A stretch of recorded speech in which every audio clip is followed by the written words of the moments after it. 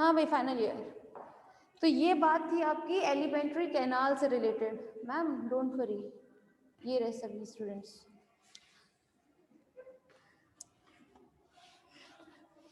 ठीक है, तो अभी ईसोफेगस के बाद के जितने भी आपके वो बचते हैं पार्ट्स, ठीक है, एलिमेंट्री कैनाल में, उसके बारे में थोड़े टाइम के बाद में बात करते हैं। पहले हम जरा ग्लैंड्स के बारे में बात कर लेते हैं, ठीक है।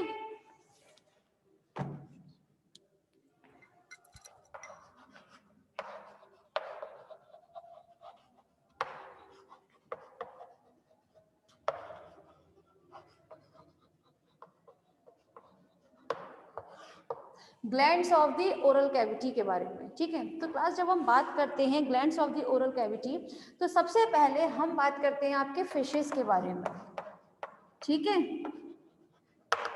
तो फिशेस में ओरल कैविटी के नाम पर सिर्फ और सिर्फ एक ही ग्लैंड प्रेजेंट रहती है, only one gland is present, which name is mucus gland, ठीक है। इसमें सिर्फ और सिर्फ एक ही ग्लैंड प्रेजेंट रहती है फिश में। लेकिन जब हम बात करें आपके एम्फीबियन के बारे में, ठीक है, तो amphibian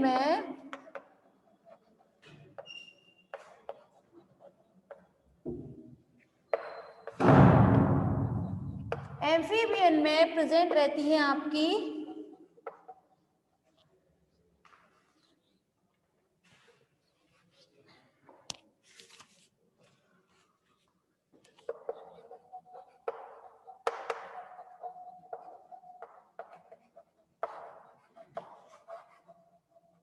intermaxillary gland,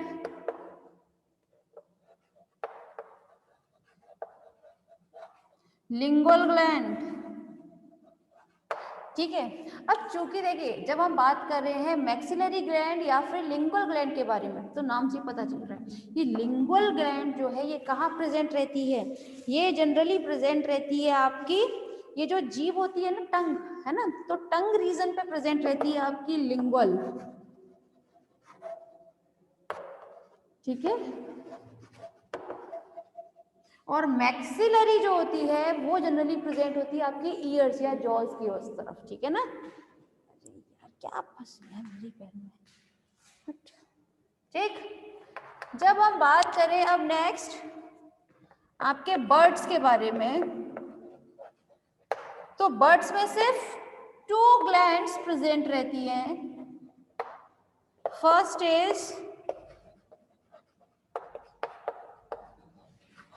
sublingual gland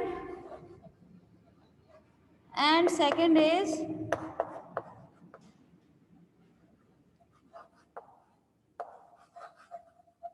angle gland, ठीक है। तो आपके बर्ड्स में कितनी है, सिर्फ 2 ग्लैंड प्रेजेंट है आपकी, sublingual gland and angle gland, ठीक। सभी के नेम आप नोट डाउन कीजिए। नेक्स्ट रेप्टाइल्स एंड मैमल्स,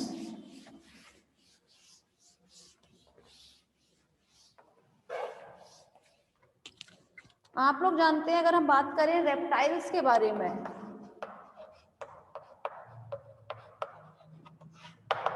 तो रेप्टाइल्स में माउथ के पीछे की तरफ ग्लैंड्स का एक बंच प्रेजेंट रहता है ना, जिसे हम जनरली पॉइजन ग्लैंड के भी नाम से भी जानते हैं, जो आपके हम नॉर्मली स्नेक्स लेकर चलते हैं रेप्टाइल्स में, स्नेक्स की तो बात करते हैं हम।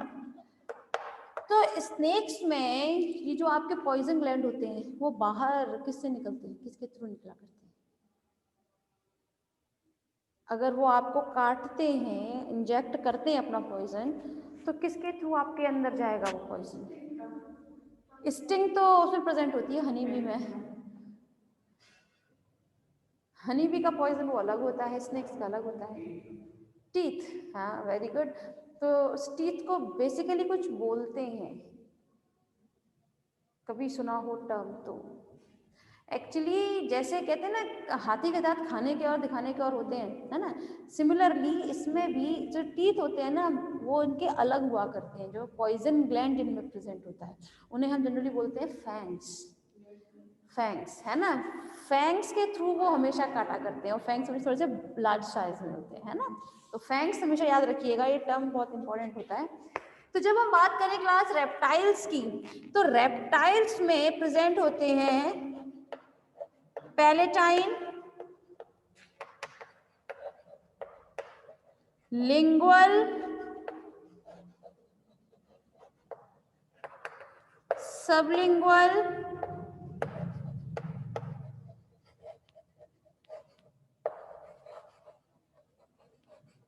And labial.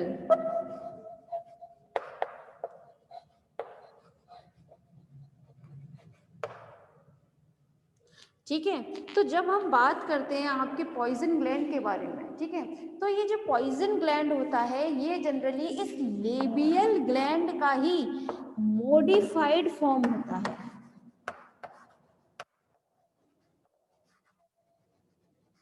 ठीक है ना, ये लेबियल ग्लैंड जो है ये मॉडिफाइड होकर क्या बन जाती है, पॉइजन ग्लैंड।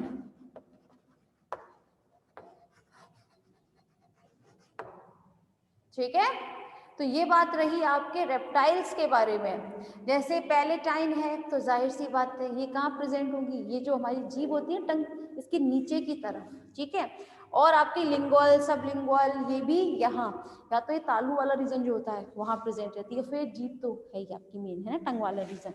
मेनली सब इस यही आसपास ही माउथ में ही प्रेजेंट होते हैं। ठीक, ये बात रही रेप्टाइल्स के बारे में। Next is mammal. मैमल्स में जनरली कितनी प्रेजेंट होती हैं, 3 पेयर्स।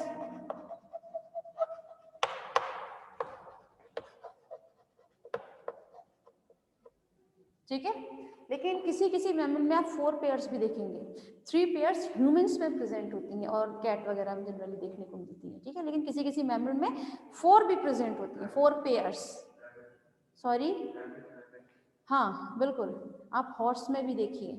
ठीक है, तो चलिए बात कर लेते हैं अब हम लोग।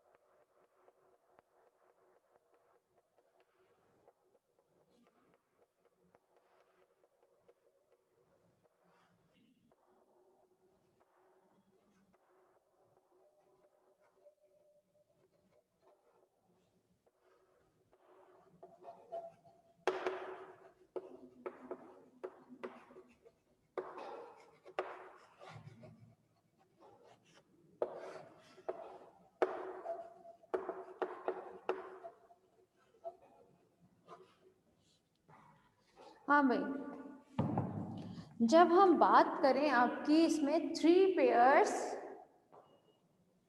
ग्लैंड्स के बारे में, ठीक है, तो यहाँ आप लोग इसे ड्रॉ जरूर कीजिएगा, याद रहेगा आपको हमेशा डायग्राम जरूर ड्रॉ करना।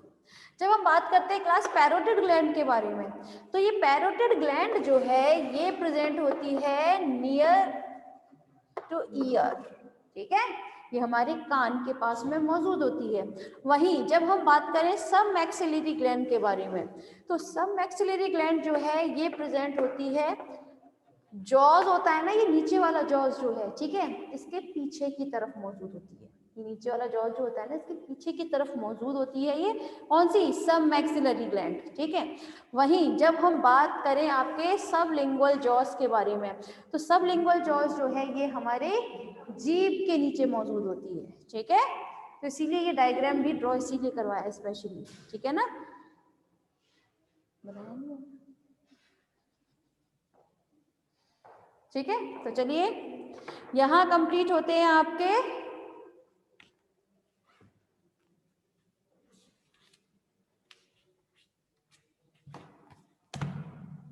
अब हम बात करेंगे आपके टंग के बारे में।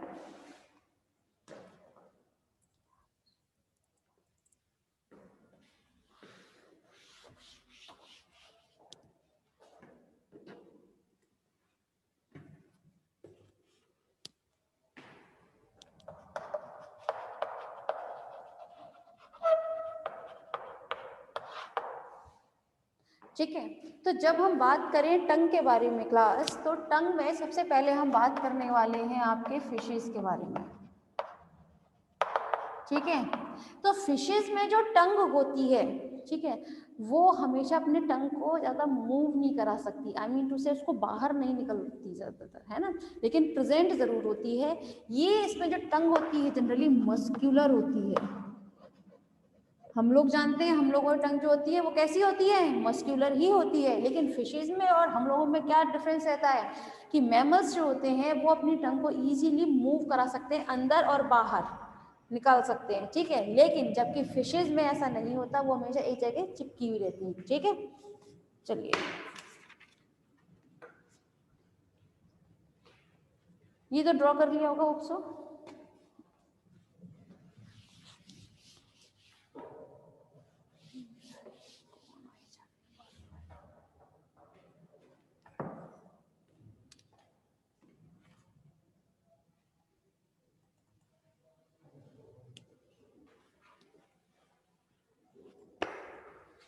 हाँ भाई,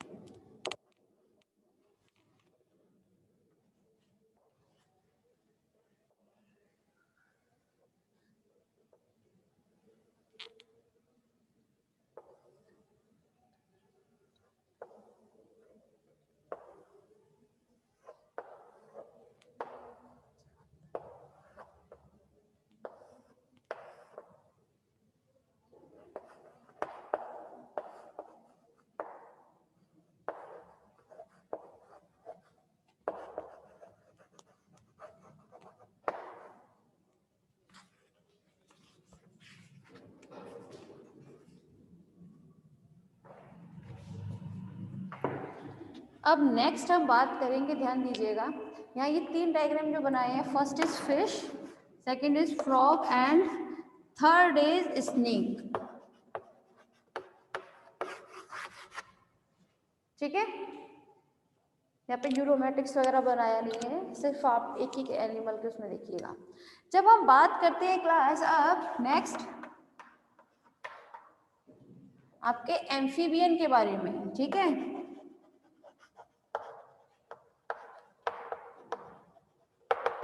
तो एम्फीबियन के में जो आपकी टंग प्रेजेंट होती है, ये जनरली बहुत सारे जो एनिमल्स हैं, जैसे आप लोग देखते होंगे फ्रॉग वगैरह, उनकी स्टिकी होती है टंग। टंग कैसी होती है जनरली देखने में, थोड़ी सी स्टिकी होती है, और कहीं कहीं किसी किसी में ये बाइफरकेट देखने को मिलती है।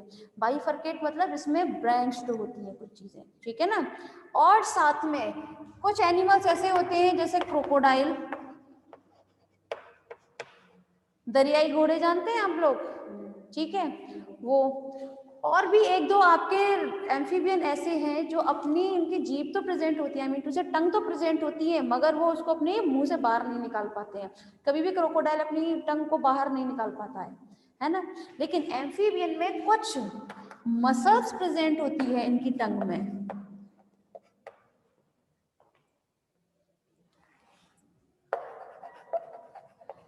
इनमें मसल्स प्रेजेंट होती है, इनकी टंग में कौन कौन सी होंगी?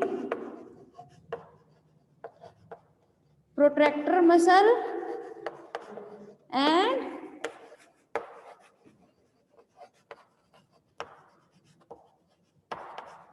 रिट्रैक्टर मसल, ठीक है ना। ये protector muscle and retractor muscle क्या चीज हेल्प करती है? आप लोगों ने स्नेल के टाइम पर भी पढ़ा होगा कि उसमें मसल्स प्रेजेंट होती हैं उसके पीडल में, ये जो पीडल ग्लैंड्स होती हैं उसके फुट में, उसमें क्या प्रेजेंट होती है? Retractor and protector muscles. तो वो क्या करती थी? हमेशा उसको बाहर निकालने में और अंदर खींचने में, इसी में तो हेल्प करती थी। तो सिमिलरली जो इनके टंग में मसल्स प्रेजेंट होती हैं एम्फीबियन में, वो कौन कौन सी होंगी? Protector muscle and retractor muscle, जिनकी हेल्प से ये एम्फीबियन जो है वो अपनी टंग को अंदर और बाहर इजीली कर लेते हैं, ठीक है। सॉरी, बिल्कुल सही बात। अब हम बात करेंगे आगे रेप्टाइल्स के बारे में।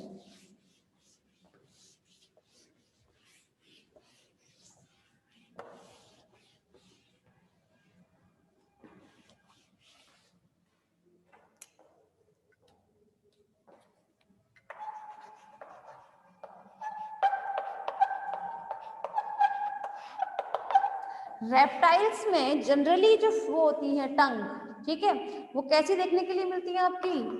बाइफर्केट, बाइफर्केट टंग प्रेजेंट होती है। आप जानते हैं what is the meaning of bifurcate? Bifurcate mean क्या होता है? Sorry, exactly. देखिए बाई मतलब होता है दो, ठीक है ना। जहाँ भी आप लोग ये टर्म देखेंगे बाइफर्केट, तो वहां पर हमेशा इसका मतलब हो जाता है टू ब्रांच्ड। इसीलिए भी थोड़ी देर पहले डायग्राम बनाया था ना, वो स्नेक का बनाया था, तो स्नेक में जो टंग होती है वो बाइफर्केट देखने के लिए मिलती है, ठीक है ना। और ये भी कैसी होती है? इसमें ये मस्क्यूलर तो होगी और इसमें भी मसल्स प्रेजेंट होती है, ठीक है। Next, mammals.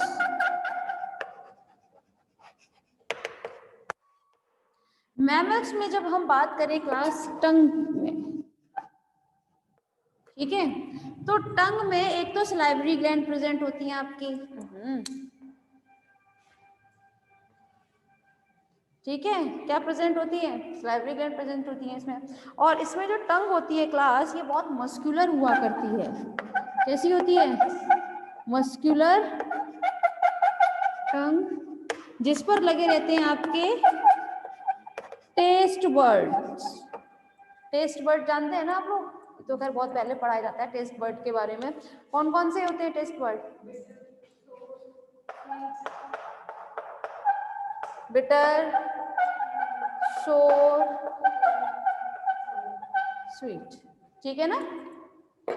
ये आपके टेस्ट बर्ड किसमें होते हैं? मैमल्स की ही टंग में प्रेजेंट रहते हैं, ठीक है।